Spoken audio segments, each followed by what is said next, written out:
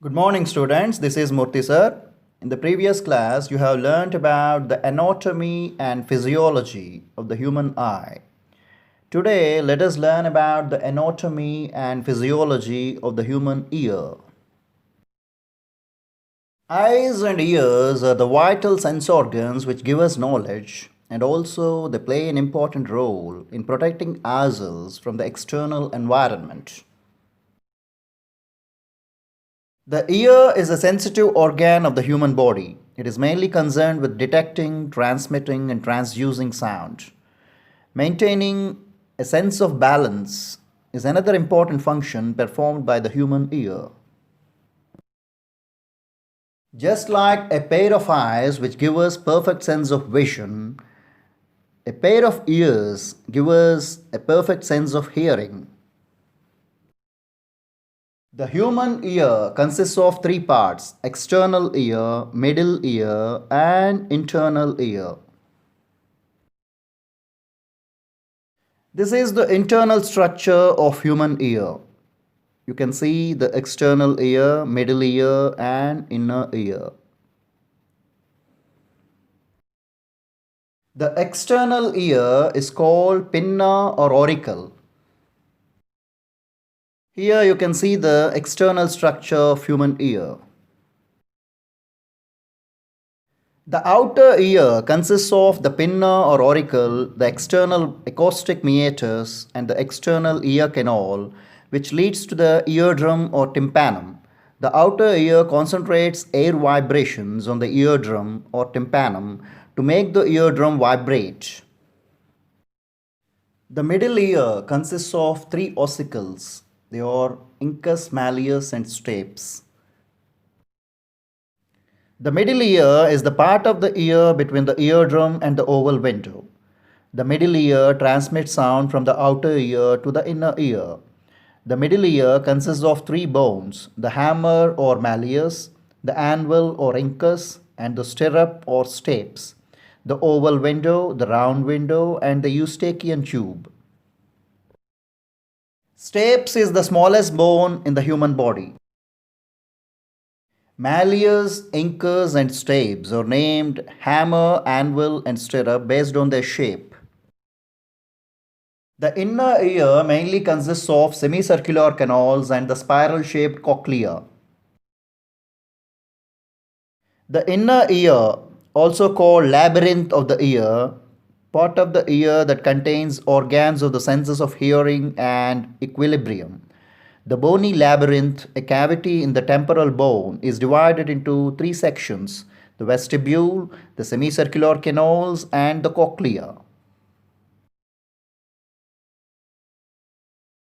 The eustachian tube is a 4 centimeter long tube that equalizes air pressure on either side of the tympanic membrane or eardrum. It connects the tympanic cavity with the nasopharynx. The eustachian tube equalizes the air pressure in the middle ear and maintains the balance. The vestibular complex contains the receptors that maintain body balance. This is the anatomy of the human ear. Anatomy is the scientific study of internal structure of organs and tissues. The internal parts of the sense organs are very sensitive and maintain their functions in a smooth and efficient manner in coordination with the brain. The tympanic membrane or the eardrum separates the middle ear and the external ear. This part receives and amplifies the sound waves. Its central part is known as the umbo. From the tympanic membrane or the eardrum, the vibrations are then passed into three tiny bones in the middle ear called the ossicles. The ossicles amplify the sound. They send the sound waves to the inner ear and into the fluid-filled hearing organ called cochlea. Once the sound waves reach the inner ear, they are converted into electrical impulses. The organ of corti, the receptor of hearing, that contains tiny hair cells that translate the vibrations into an electrical impulse that are transmitted to the brain by sensory nerves. This is the auditory pathway which shows how the sound vibrations are converted into electrical impulses and are carried to the brain through auditory nerve.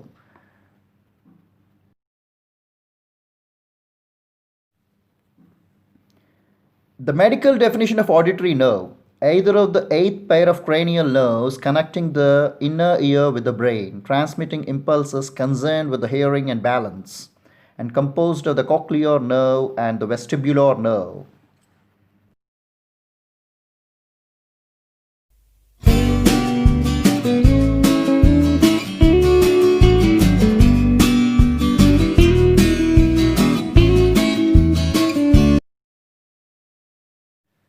The ceruminous glands in the skin of the human external auditory canal or modified apocrine glands, which together with sebaceous glands produce the cerumen or the earwax.